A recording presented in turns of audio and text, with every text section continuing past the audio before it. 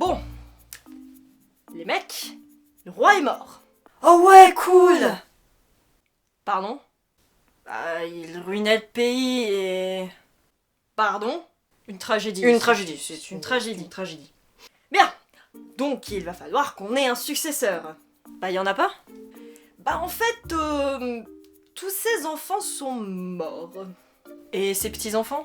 Morts aussi. Et les enfants illégitimes?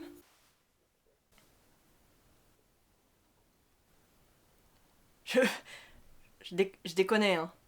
Ah bon? Ah bah non, Ah, parce que nous on a cru que c'était vrai, mais je sais pas, mais on lui avait dit non, bien bien sûr sûr que que ce non, soit en non, index, ça aurait été possible. bien sûr que non. Bon, avouez quand même que tout cela est fort fâcheux, hein.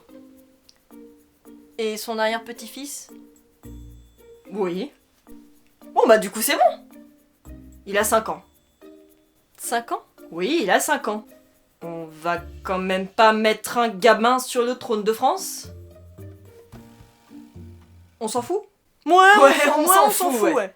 Et c'est ainsi que l'arrière-petit-fils de Louis XIV devint roi de France à l'âge de 5 ans. Ouais, c'est un peu chaud. Mais ce n'est pas le règne de Louis XV qui va nous intéresser. Non, pas ça, non. Mais plutôt la mode sous son règne. Fini les nœuds, les boucles et les paillettes. Place à quelque chose de plus... différent? Oui, c'est ça, différent. Waouh, incroyable. Heureusement que ça le laisse, sinon cet épisode aurait été totalement inutile.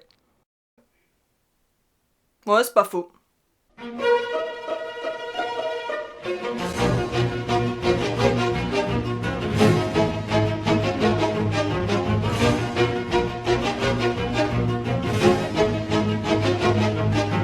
Bon allez, on reprend les bonnes vieilles habitudes. Contexte! Merci. 1712, le duc de Bourgogne et fils de Louis XIV meurt. 1715, c'est ce dernier qui décède. À l'âge de 5 ans et en à peine 3 ans, le futur Louis XV devient successivement dauphin puis roi de France, tout en perdant son père et son grand-père. Et donc d'être tout seul. Tu m'étonnes qu'il était dépressif après. Bien évidemment, 5 ans c'est un peu tôt pour être roi. Et donc que décidez-vous pour améliorer les conditions de vos sujets, votre Altesse? C'est quoi des sujets et ils sont où les gâteaux que j'ai demandé et puis le jouet que vous m'avez donné, bah il est moche. C'est normal, c'est que vous êtes un petit con, votre Altesse. Donc c'est le neveu du roi, Philippe d'Orléans, qui va exécuter la régence avec la plus grande joie, tandis que Louis n'est associé au gouvernement qu'à l'âge de 10 ans. Ah, c'est vrai qu'il était temps. C'est en 1772 qu'il est sacré roi et prend officiellement les rênes du pouvoir. Mais il est difficile de s'imposer après un roi ayant eu un règne mêlant gloire française et conditions horribles pour ses sujets. Et entre forte piété, débauche et dépression, on peut pas dire que c'était le meilleur règne et il n'était pas non plus le plus marquant. Mais bon, au moins, il était plus long que celui de son petit-fils Louis XVI. Donc bref, niveau mode, il se passe quoi? Oh bah merde, j'ai resté un épisode sur Louis XV, moi! Bon, Christina Cordula est passée par là et pas mal de choses ont été changées. Comme vous pouvez le voir, il y a une simplification du code vestimentaire et beaucoup de froufrous ont été abandonnés. Au lieu de l'extravagance, les hommes adoptent l'habit avec un jabot, la tunique très souvent brodée pour les aristocrates. Les seules choses vraiment signes de richesse et d'extravagance sont les bijoux. Bagues, boucles d'or aux souliers, pommeaux d'or à la canne, bref ça brille. Pour ce qui est des coiffures, adieu l'énorme perruque en crin de cheval qui gratte et place à une perruque beaucoup moins épaisse bouclée sur des tempes et attachée à l'arrière, le tout poudré bien évidemment. Parfait!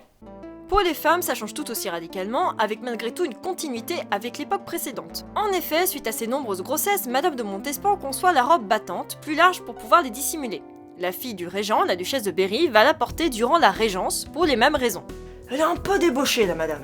Et là, c'est trop la hype, la robe battante est de plus en plus adoptée par les femmes de la cour, et elle va donner lieu à la fameuse robe à la française qui sera aussi surnommée par les plis Watteau, les plis créés par la traîne de cette robe qui la caractérise et représentée par le célèbre peintre Watteau. La jupe est faite de la même étoffe et le corset s'arrête au buste, rendant l'ensemble très uni contrairement à la période précédente.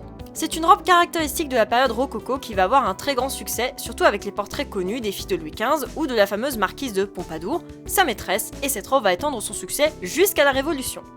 Pour ce qui est du dessous, on agrandit la jupe. Les jupons du dessous ne suffisent plus comme aux deux périodes précédentes, mais on ajoute aussi les fameux paniers qui vont permettre d'agrandir la jupe dans son horizontalité.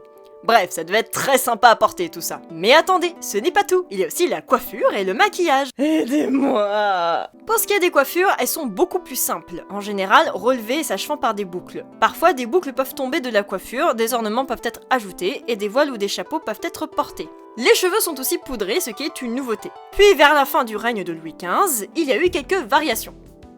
Et il y a eu Léonard. Vous ne connaissez pas l'effet Léonard? Eh bien voilà, Marie-Antoinette avant, Marie-Antoinette après.